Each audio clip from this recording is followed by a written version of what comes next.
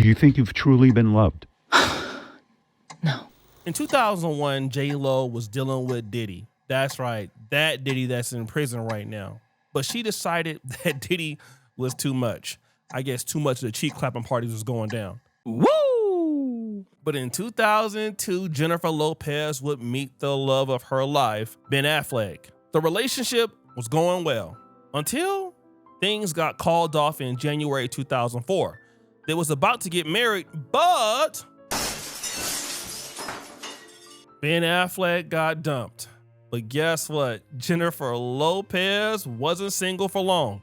In 2004, she would start dating Marc Anthony, and she would be married a few months after the Ben breakup. But then you already know what happened. She would leave Marc Anthony as too. Then came Casper Smart from 2011 to 2016, Drake from 2016 to 2017, and then Alex Rodriguez from 2017 to 2021 until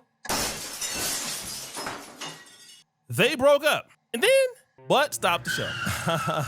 Ben Affleck would come back around. On July 6, 2022, they would get married until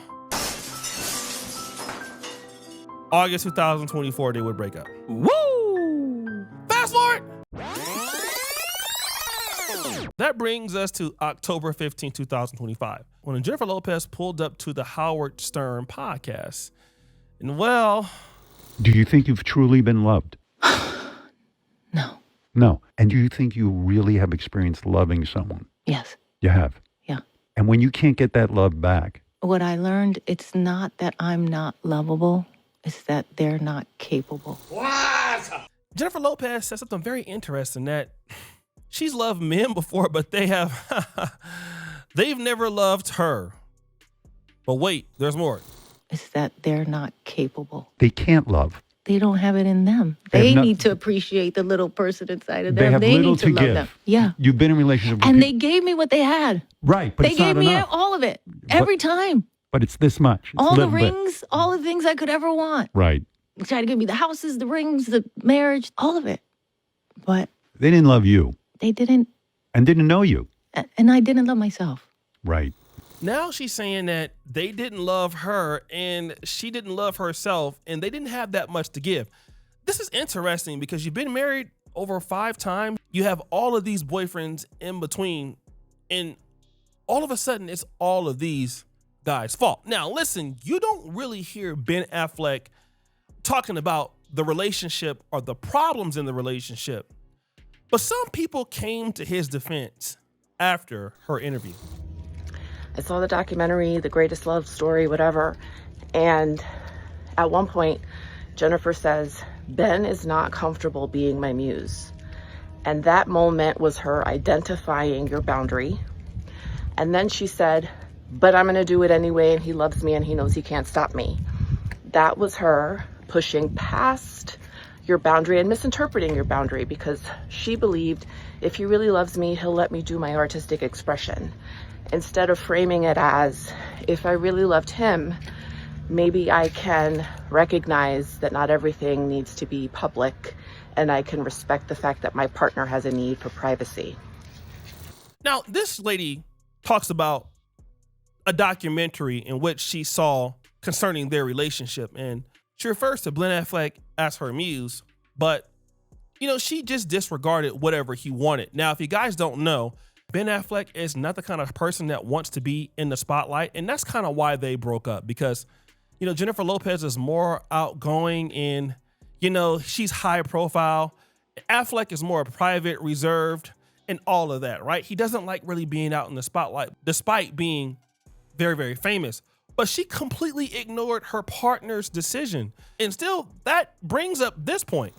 But what I am saying to you ladies is the lack of accountability in women is like kryptonite. It's kind of scary, low key, because how can you be so delusional and unself-aware? Let's be for real.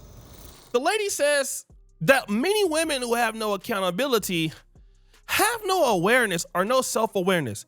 Now, let me kind of talk about this. this could be exhibited in both men and women, but clearly in this case, we're talking about Jennifer Lopez. And a lot of times, some people are just in their own world.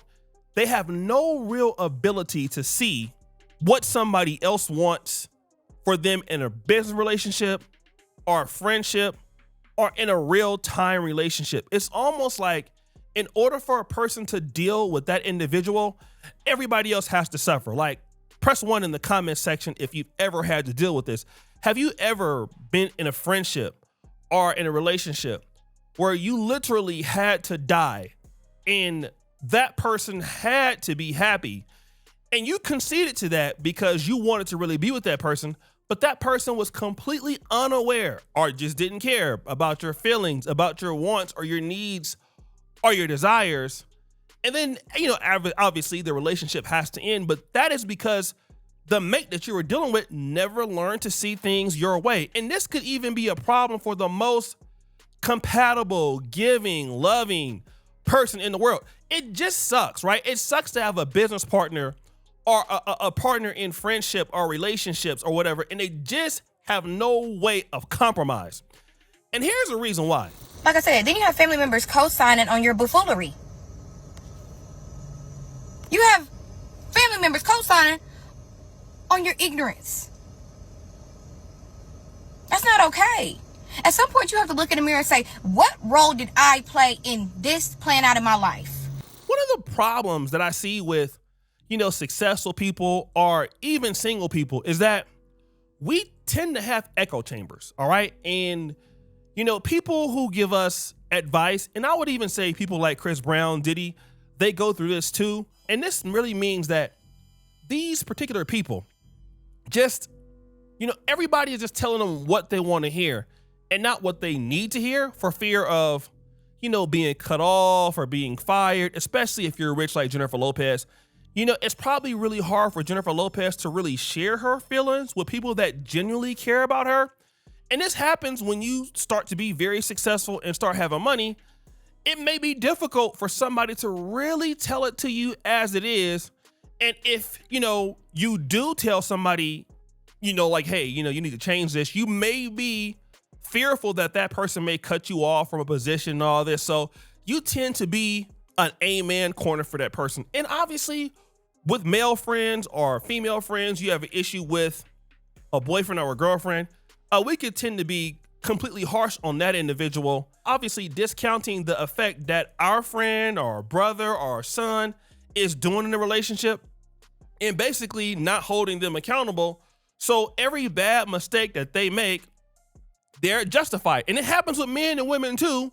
And just imagine if you're Jennifer Lopez and you have the world literally in the palm of your hands where anybody jumps, when they want you to, you will just continue on with the buffoonery. But this guy really said it the best. The issue that we have with modern women is when they get into that boss babe energy, they don't know how to turn that off when they come home. The biblical order states that it is Christ at the top. Then it is the man who is the head of the household. Then after that, it is the woman who is supposed to be soft, feminine, submissive, and more importantly, help the man grow in every single area. She is our helpmate. Now, shout out to this guy. He's a Christian, and he's talking about, that a lot of women who are boss chicks, they tend to keep that same energy, but when they get home, they don't become the helpmate in the relationship. And if you believe in God, the Bible never says, well, if you make so much more over the man, you can't be submissive to him. And this works also for men too. Men who are going out in the industry, you work all day, you busting your behind. When you come home, if you have a wife, you have a girlfriend, you are a servant. A part of being a man is serving your family, serving your wife. You got to get out in the middle of the day, out the show. And you know how women on the period be? He's right, y'all be hella mean sometimes. Brothers can't even really talk to you. We got to slide the food underneath the door and all that. We got to be embarrassed going to get tampons. We go buy the wrong tampons and all that stuff. And so it's not going to matter that, in the office as a man, we're making a whole bunch of money and we're a boss dude. There's going to come a time if we're in a relationship with a woman that we need to compromise a lot, right? We need to do things the way that the woman wants. And I think a lot of men understand this. The issue is that a lot of women, when they become very successful, have a hard time understanding this as much, right? Because it's an anomaly to be as successful as Jennifer Lopez and then have to turn that down because that sort of mentality is why you've gotten so successful in the first place and doing things on your own timeline. And if a man is not fitting into that, that man eventually has to go. And the problem is this. But she also seems like a handful. And let's just be raw and real.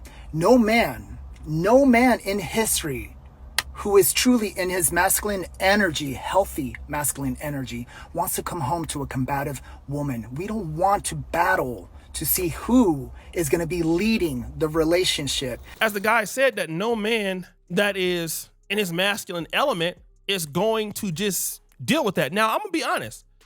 Jennifer Lopez has done a wonderful job, up until almost her 60s, still been able to get high quality men. I mean, A-Rod and, Ben Affleck. Most women after 40 would not be able to do what Jennifer Lopez is doing. And so she's an anomaly.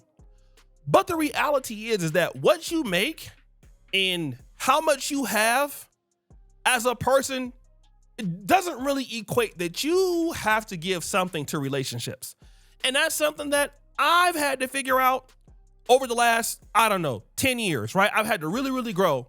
And life is not always about what you want, but also what somebody else wants. We can look at all the companies that we love. Apple, that's probably one of the best ones, right? Many of you guys on your iPhone, you have iPad, you have the MacBook, and any other Apple product that comes out.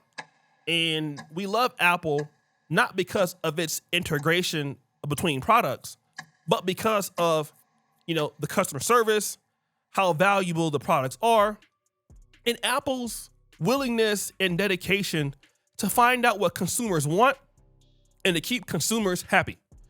And we really don't mind paying the price. I mean, you have people here in Uganda that don't even make $1,000 or $2,000 a year, and you will find so many people with the brand new iPhones and just expensive. Because why? It's because Apple gives you that level of quality because they consider the customer. Apple's all about the customer, okay? And that's why Apple is what it is. On the flip side, a lot of us are not about the other person, and I get it. It can be hard being about somebody else because you can invest in that person and then that person can leave. But if you're not going to be all about the person, and I get it, you have to at least, at the minimum, be concerned about what makes them happy. Be concerned about trying to work it out. Be concerned about what makes them go or tick and all of that. And if you can't do that, you're always going from mate to mate to mate. Like, I have this friend of mine who's a chronic business owner. He has like a different business idea all the time. Like, I've been in this business on YouTube for about 10 years, and like almost every week he has a new business. He has like maybe 30 business ideas over that same period of time. And all those ventures have probably failed by now because he's never concerned about what the customer wants. He's only concerned with the industry that makes him a lot of money. And of course, he continues to start from 0, 0, 0, 0, 0 every time. And this is the same with people in relationships. Like, there's going to come a time where you just have to be concerned about what somebody wants if you want to be in a relationship with them. And then you can't blame your failures on the other person as if you're not the same person that is in 5 different marriages, as if you're not the common denominator. And this is the problem that many men have when they see women talking like this, because it's delusional. It's delusional for a person to be in 5 marriages and then say, well, they didn't love me. And number 1, I didn't love myself. Every woman talks about that. Jeannie Mai, self-love. J-Lo, self-love. Tia Mowry, self-love. Somehow you forgot to love yourself when all you have been doing is loving yourself. Like, that's the problem. You love yourself so much that you don't love anybody else. Woo! And until you learn to actually care about what somebody else wants, you're going to have that same issue. So guys, what do you think? It's your boy Oshay Dude Jackson, back at it again with another episode of the Celebrity Junk. I appreciate you for all that you do. Subscribe to the bell. We're out.